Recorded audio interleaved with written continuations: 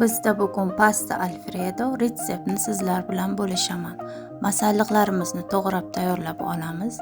Qizib turgan tovamizga yog' solamiz, ustidan bir bo'lak sariyog' solamiz va chesnok, piyozlarimizni qovurishni boshlaymiz. Ustidan tuz va ziravorlarimizni tabga ko'ra solamiz va ustidan tovuq go'shtlarimizni ham solamiz va yaxshilab qovuramiz. Qo'ziqorinlarimizni ham solib, yaxshilab qovurib, ustidan suv solib 10 daqiqaga dimlab qo'yamiz. 10 daqiqadan keyin slivki solamiz va yana yaxshilab aralashtirib, ustini dimlab qo'yamiz.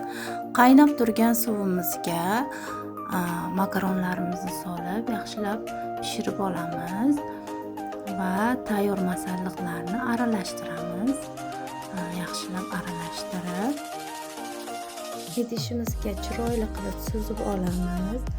Juda ham mazali va kamxarj ovqatimiz tayyor bo'ldi. Albatta tayyorlab ko'ring. Like bosing, podpiska bo'ling. Bundanda qiziq videolar hali oldinda, albatta tayyorlab ko'ring.